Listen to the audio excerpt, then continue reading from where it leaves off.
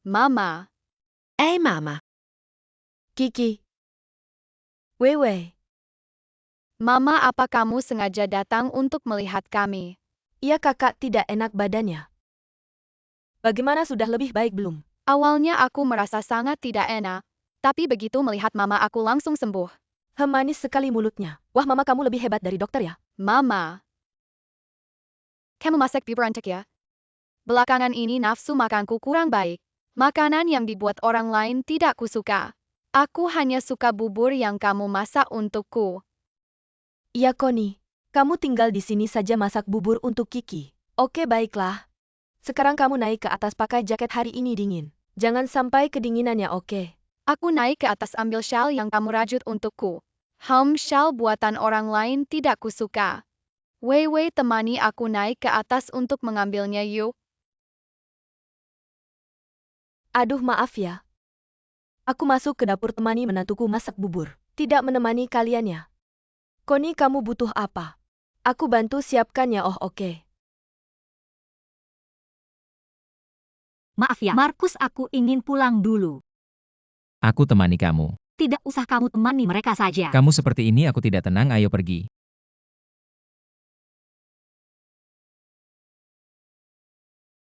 Enak tidak? Enak. Tapi aku sudah kenyang. Cepat sekali baru makan sedikit. Suara apa itu? Mama. Pokoknya aku tidak enak badan. Nanti kalau aku mau makan kamu suapi aku ya. Baiklah. Kalau begitu mama taruh di sini. Kalau kamu mau makan saja. Sekarang selimuti baik-baik, tidur sebentar ya. Mama. Ada apa? Kalau aku tidur mama akan pergi lagi. Aku ingin kamu tinggal temani aku tidur. Aku paling suka aroma rambut mama. Mama jangan pergi, temani aku. Baiklah. Mama tinggal temani Kiki tidur. Tunggu Kiki tidur dulu ya.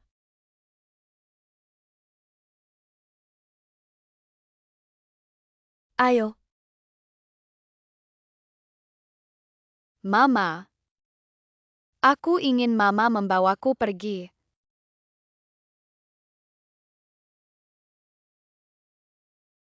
Kenapa aku tidak bisa ikut mama? Apa mama tidak mau Kiki lagi? Mama mana tega meninggalkanmu. Tapi Kiki sudah besar. Kamu harus janji sama mama.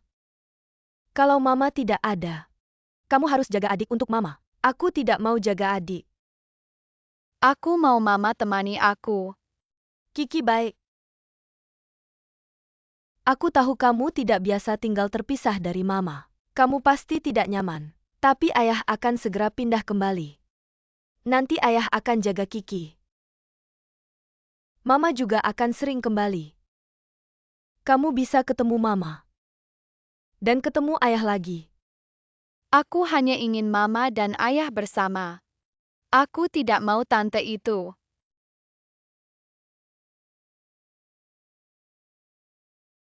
Markus, beberapa hari lagi aku akan ke Inggris untuk mengurus aset keluarga. Kalau aku tidak ada, kamu harus jaga mereka baik-baik. Kalau ada masalah langsung telepon aku. Baik, kamu tenang saja. Aku akan jaga mereka. Oke, bagaimana kabarmu di Huanghao? Sudah lama tidak bekerja, apakah biasa? Oh, lumayan oke. Ada Top Ming bantu, tidak ada masalah. Bagaimana denganmu, baik-baik saja? Aku sama seperti dulu. Aku tidak bisa ngobrol lama. Aku harus siap-siap ke Inggris. Oh begitu. Baiklah, kamu jaga diri ya. Dah. Dah?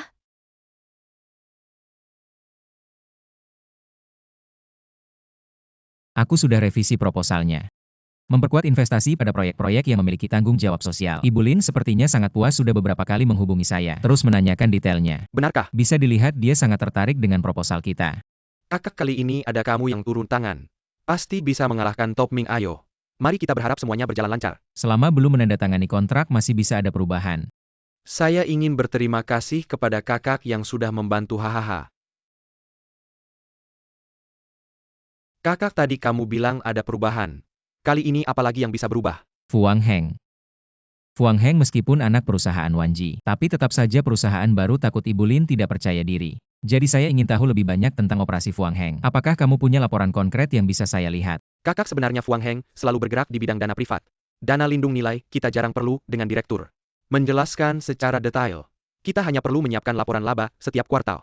Itu saja, jadi tidak ada yang bisa saya tunjukkan. Fuang Heng adalah anak perusahaan Wanji, jadi saya tidak ingin Fuang Heng terlalu menyimpang dari jalur Wanji. Menghasilkan uang itu penting, tapi gaya yang stabil. Bisa memberikan kepercayaan kepada klien lebih penting. Saya pikir Fuang Heng harus meningkatkan transparansi dan pengawasan.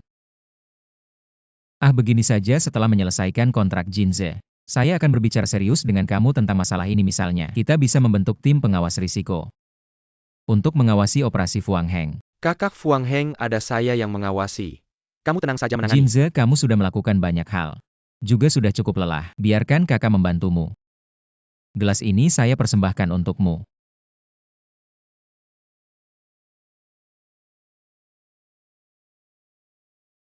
Ming, kamu tidak benar-benar berencana melakukan seperti yang dikatakan Markus, kan? Kamu pikir saya akan begitu bodoh mengikat tangan sendiri?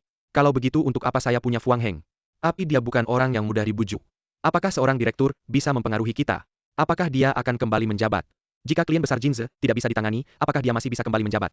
Tapi saya lihat dia sangat percaya diri dengan hal ini. Tidak mudah menyerah, dia tidak ingin menyerah. Tapi membuat orang lain menyerah padanya. Maksudmu kamu ingin Wanji kehilangan klien besar ini? Kamu dengar? Kita harus pastikan dia tidak bisa bangkit lagi jika kita ingin berkuasa. Tolong selidiki latar belakang ketua Jinze. Apa kelemahannya yang bisa kita manfaatkan? Oke.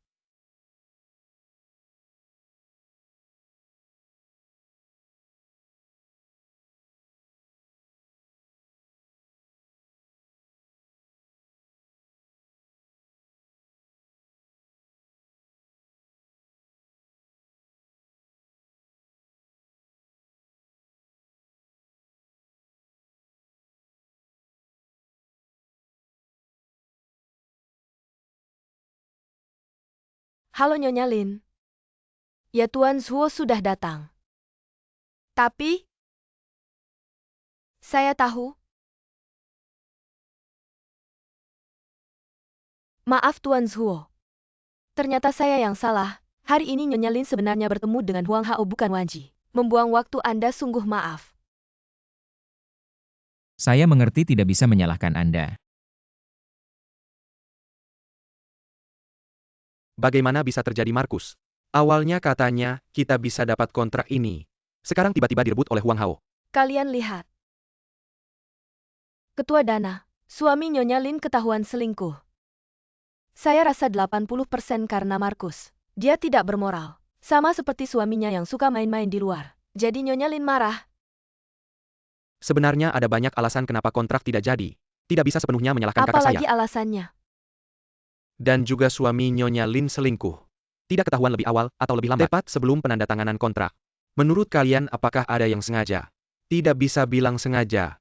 Tidak menutup kemungkinan ada kemungkinan itu. Sekarang yang paling diuntungkan adalah Huang Hao. Dan Huang Hao, mantan istri Markus juga punya saham. Jadi saya rasa pasti ada yang merasa bersalah pada mantan istrinya. Sengaja memberikannya padanya. Sebenarnya semua ini tidak bisa dibuktikan, spekulasikan. Kontrak tidak jadi, ya sudah, mengeluh juga tidak ada gunanya. Pokoknya saya akan berusaha meningkatkan kinerja Fu Manhang. Pasti akan terus naik di dunia ini. Yang paling penting adalah mau bekerja keras dan menggunakan otak. Saya jamin, kuarter depan pasti akan memberikan kejutan. Yatming memang berani dalam bertindak. Ya, bisa diandalkan. Baru bisa memberikan kepercayaan diri. Baik, hahaha.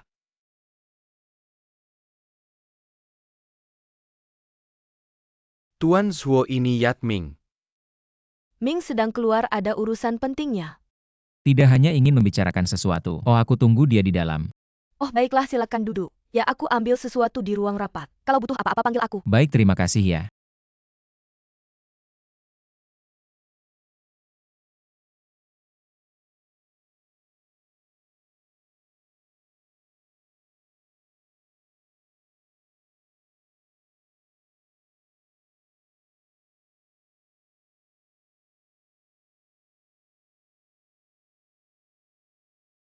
Hei Ming Xiao, ini Jiang Qin. Terima kasih untuk datanya. Penjualan majalah ini jadi bagus. Aku mau bicara sama kamu tentang hal lain. Hei Ming Xiao, hei. Pei Gu, skill golfmu sangat bagus. Aku harus belajar dari kamu dan Pak Wen. Jangan bilang kami sombong. Selain main golf, masih banyak yang harus kamu pelajari dari kami ini pasti. Seperti kata Pak Ju, kamu lebih baik dari kakakmu. Karena kamu menghormati kami orang tua. Hahaha, seharusnya. Hahaha, Baru bicara tentang dia datang. Hahaha, Pak Wen Pei Gu. Ya kakak. Akhir-akhir ini jarang lihat kamu main golf. Aku ada urusan sama kamu, kita juga harus pergi. Tidak ganggu kalian ngobrol ya, kita pergi. Bye.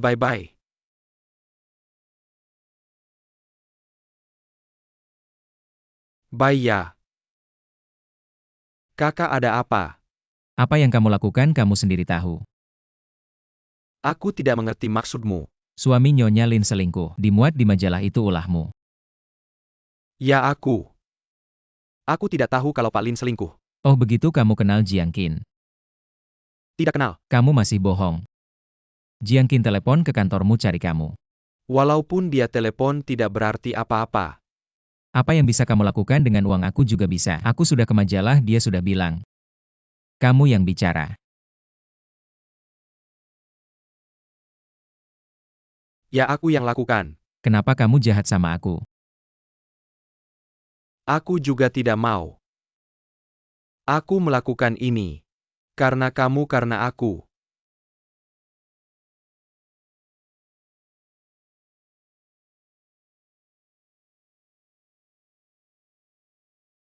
Karena di depan kamu aku merasa rendah diri. Aku takut kalau kamu sukses akan kembali ke Wanji. Mengambil semua yang telah kudapatkan dengan susah payah. Apa yang kau bicarakan, bagaimana mungkin aku melakukan itu? Aku tahu diri. Aku tak punya uang dan pendidikan. Latar belakangku. Hanya seorang penipu ulung. Tapi kau berbeda. Kau tumbuh besar dengan kemewahan. Kau adalah putra sejati keluarga Zhuo. Aku tak bisa dibandingkan denganmu. Mengapa kau harus membandingkan dirimu denganku? Aku tak ingin disebut sebagai anak selir. Dengan perlindunganmu, aku harus mengejar waktu yang hilang selama belasan hingga 20 tahun. Waktu yang telah kuhilangkan. Aku harus menunjukkan kepada semua orang dalam waktu singkat. Aku punya kemampuan. Jadi aku hanya bisa menggunakan strategi berisiko tinggi dengan imbalan tinggi.